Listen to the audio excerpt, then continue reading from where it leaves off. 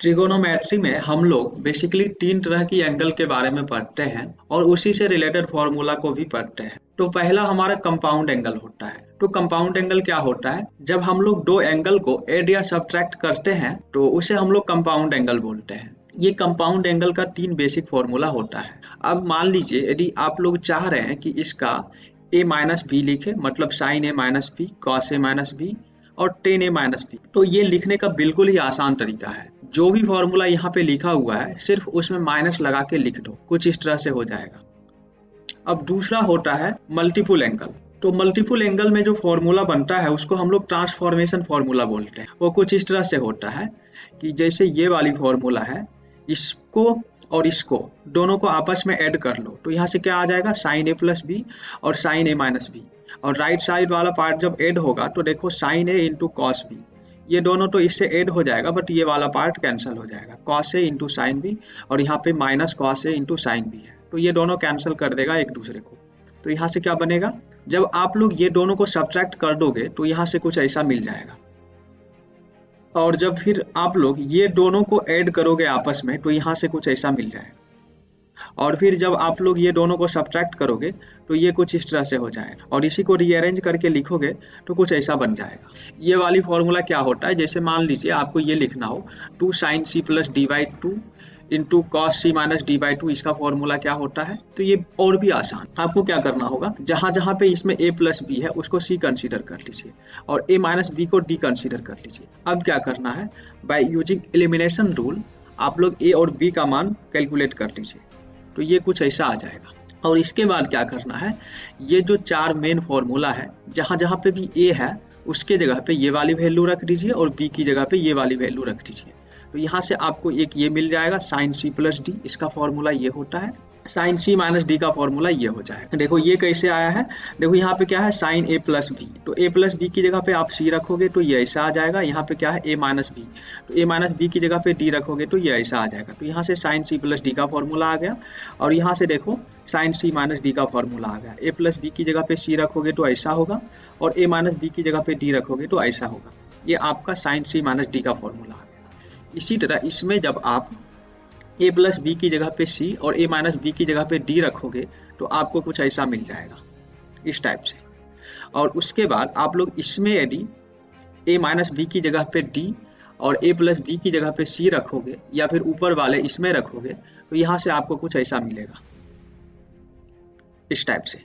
तो ये चारों फॉर्मूला इसकी हेल्प से आ गया। अब हम लोग समझते हैं कि trigonometrical ratio of multiple angle. देखो यहाँ पे जो फॉर्मूला की बात करने जा रहा हूँ ये फॉर्मूला बहुत ही इंपॉर्टेंट, आप लोग जब इंटीग्रेशन की प्रॉब्लम को सॉल्व करोगे तो वहाँ पे इसका बहुत ही यूज होने वाला है। तो यहाँ पे हमारा सबसे पहला जो फॉर्मूला होता है साइन 2a का, जो कुछ इस तरह से होता है 2 sin a into cos A. और दूसरा एक फॉर्मूला होता है 10 के टर्म में 2 tan a divide upon 1 plus tan square A. और फिर आइए अब हम लोग कॉस की बात करते हैं। तो cos 2a का फॉर्मूला ये होता है cos square A minus sine square A, और इसका दूसरा फॉर्मूला 10 की टर्म में ये होता है 1 minus tan square divide upon 1 plus tan square. तो ये बिल्कुल ही बेसिक फॉर्मूला होता है। अब हम लोग क्या कर सकते हैं, यहाँ पे देखो जो cos 2a है इसकी हेल्प से हम लोग बहुत सारे फॉर्मूले को ड्राइव कर सकते हैं। देखो कुछ इस तरह से आप लोग को पता होगा कि cos square A plus sine square A is equal to 1। तो जहाँ पे cos स्क्वायर ए है यहाँ पे हम लोग एक बार लिखेंगे 1 माइनस साइन स्क्वायर, और जहाँ पे साइन स्क्वायर ए है एक बार यहाँ पे लिखेंगे 1 माइनस cos स्क्वायर। जब हम लोग यहाँ पे 1 माइनस साइन स्क्वायर ए रखेंगे तो माइनस साइन स्क्वायर और minus sine square minus 2 sine square A हो जाएगा, और यहाँ से ये वाली फॉर्मूला मिल जाएगी। फिर इसके बाद जब साइन स्क्वायर ए की जगह पे 1 माइनस कॉस स्क्वायर ए रखेंगे तो देखो ये माइनस और minus cos square A plus cos square A हो जाएगा, और एड होके 2 कॉस स्क्वायर ए माइनस 1 हो जाएगा। ये कुछ ऐसा हो जाएगा। और जब आप लोग इसको अरेंज करके लिखोगे तो ये 2 साइन स्क्वायर इधर आ जाएगा और cos 2a इधर आ जाएगा, तो यहाँ से 1 माइनस cos 2a हो जाएगा।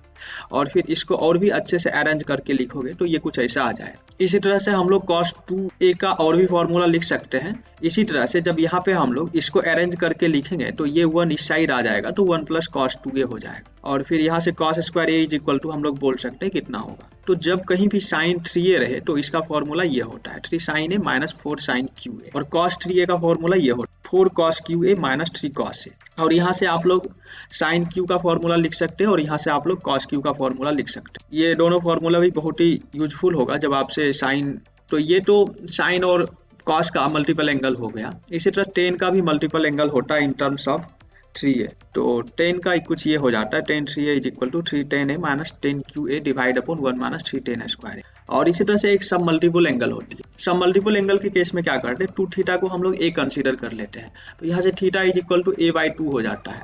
तो जहां जहां पे भी 2a है वहां पे a रखना है और a की जगह पे a/2 रखना है, बाकी सारा स्टेप सेम होगा।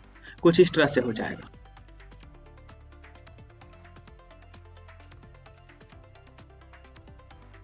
इस तरह से आप लोग सारा फॉर्मूला लिख सकते हैं।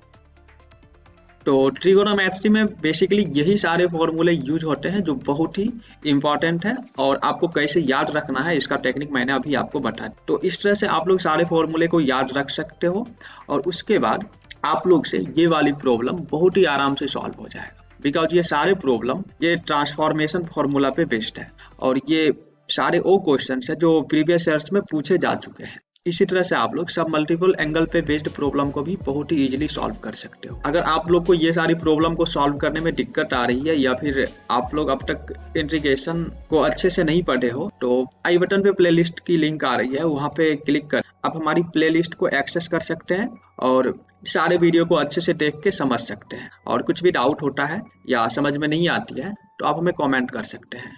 और यदि फर्स्ट टाइम आप हमारे चैनल पे हैं तो प्लीज मेरे चैनल को सब्सक्राइब कर। And thank you so much for watching this video.